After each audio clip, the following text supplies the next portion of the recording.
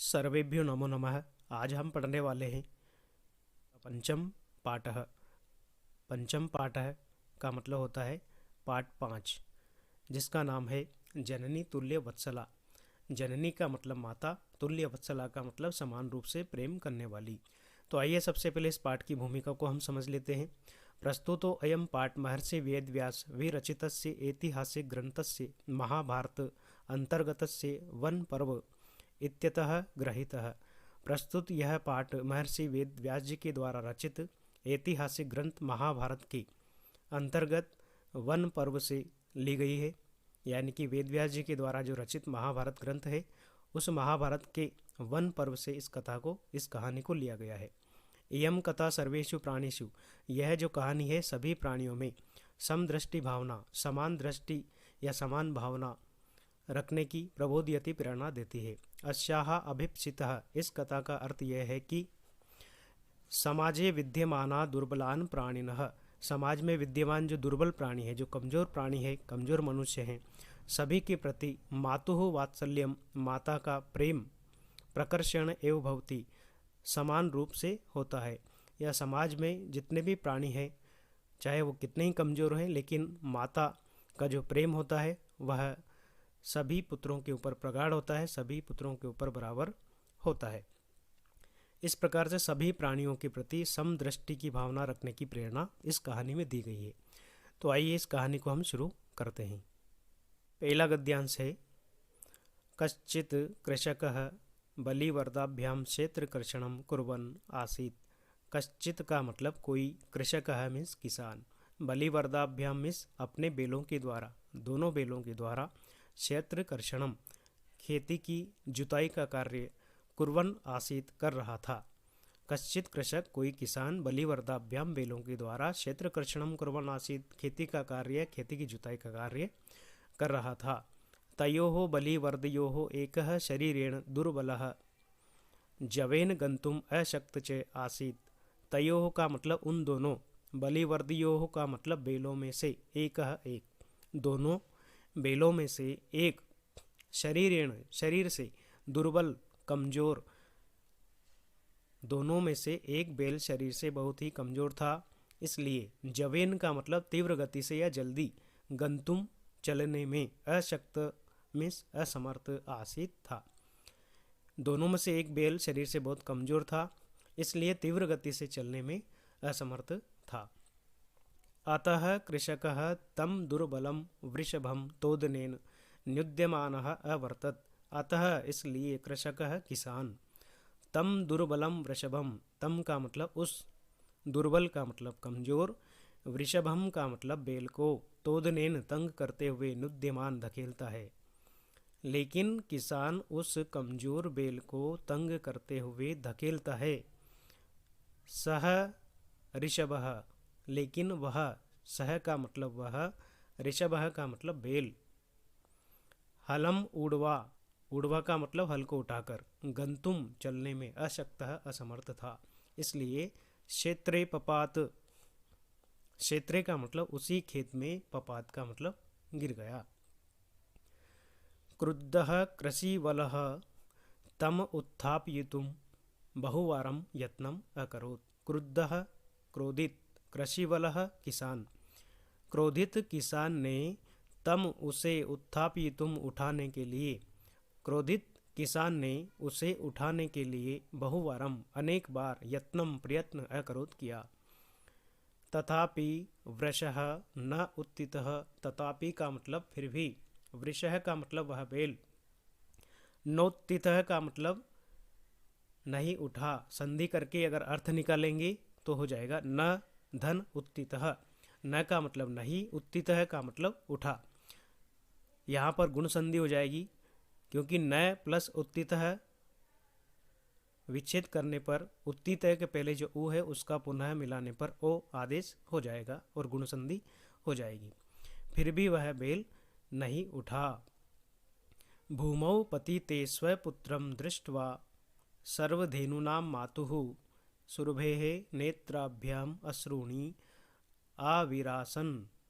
भूमौ पतिते, भूमौ का मतलब जमीन पर या पृथ्वी पर, पतिते गिरे हुए, जमीन पर गिरे हुए स्वपुत्रम अपने पुत्र को दृष्टवा देख करके दृश धातु कत्वा प्रत्यय भूमि पर गिरे हुए अपने पुत्र को देख करके सर्वधेनु नाम मातुः सभी गायों की माता सर्वधेनु नाम में सभी गायों की मातु का मतलब माता ने सुरभे का मतलब सुरभि के भूमि पर गिरे हुए अपने पुत्र को देखकर सभी गायों की माता सुरभि के नेत्राभ्याम दोनों आँखों में नेत्राभ्याम का मतलब दोनों आँखों में अश्रुणी का मतलब आंसू आविरासन का मतलब आ गए सुरभे इमाम अवस्थाम दृष्ट्वा सुराधिपः ताम अपृच्छत् अयि शुभे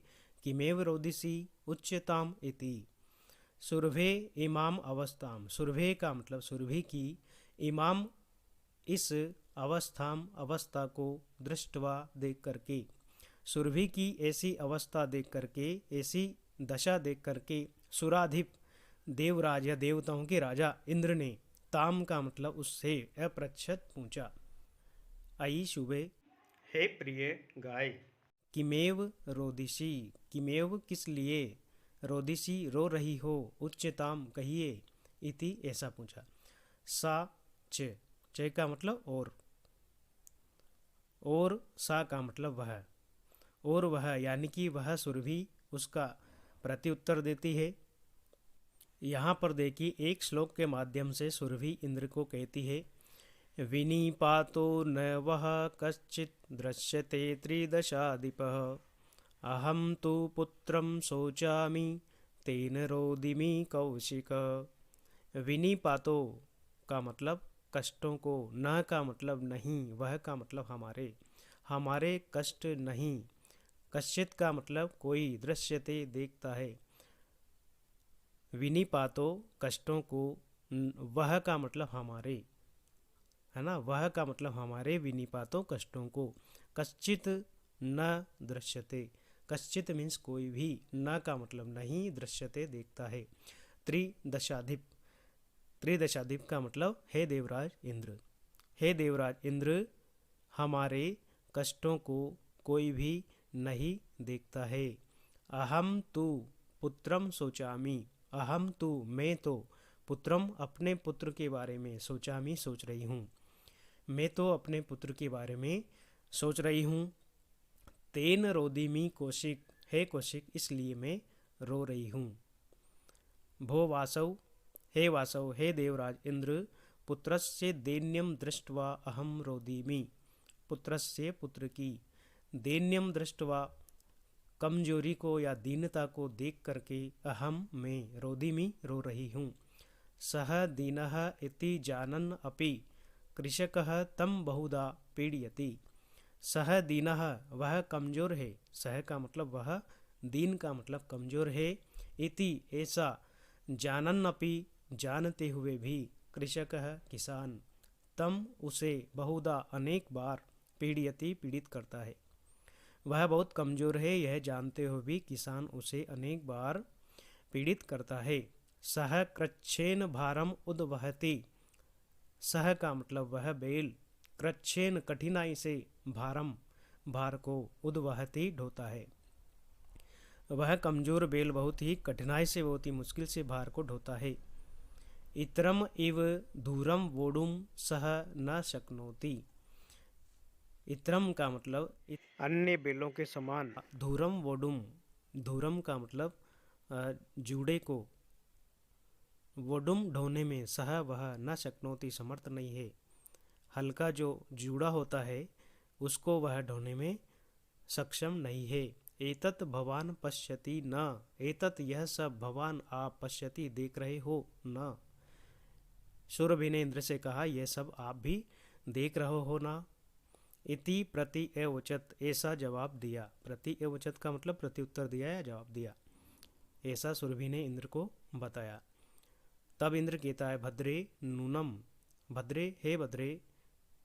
हे सुरभि नूनम अवश्य ही मैं देख रहा हूँ सहस्त्राधिकेषु पुत्रेषु सत्सु अपि तव अस्मिन् एव एतादृशं वात्सल्यं कथम इंद्र ने कहा, सहस्त्राधिकेषु पुत्रेषु, हजारों पुत्रों में, सत्वस्व अपि, होने पर भी, हजारों पुत्रों के होने पर भी, तब तुम्हारा अस्मिन् एव, इसी में, एतादृशम, ऐसा, वात्सल्यम, प्रेम, कथम, कैसे। इंद्र ने सुरभि से कहा कि तुम्हारे तो हजारों पुत्र हैं, लेकिन फिर भी इसी एक पुत्र में तुम्हारा इतना प्रेम क्यों, कैसे। इति इंद्रेण पृष्टाः सुरभि प्रति एवचत। इति ऐसा इंद्रेण पृष्टा, इंद्र ने पूछा, सुरभि प्रति एवचत, तो सुरभि ने उसका जवाब दिया। सुरभि ने प्रति एवचत जवाब दिया। यदि पुत्र सहस्त्रम में सर्वत्र समेव में, दीनस्य तु सतः शक्र पुत्रस्यभ्यधिका कृपा। अर्थात यदि पुत्र सहस्त्रम में का मतलब मेरे, यदि सहस्त्र पुत्र, हजार पुत्र भी हैं, यदि मेरे हजार पुत्र हैं, सर्वत्र सभी, सम एव समान है, में मेरे लिए, यदि मेरे सहस्त्र पुत्र भी हैं या हजारों पुत्र भी हैं तो सभी समान ही है, में का मतलब मेरे लिए। सुरभि ने कहा, यदि मेरे हजार पुत्र भी हैं तो सभी मेरे लिए समान हैं।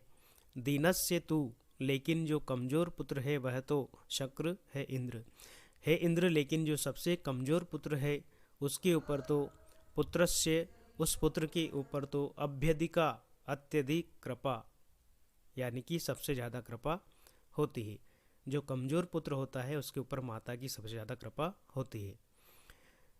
बहुन्य अपत्यानि मे संतति इति सत्यम।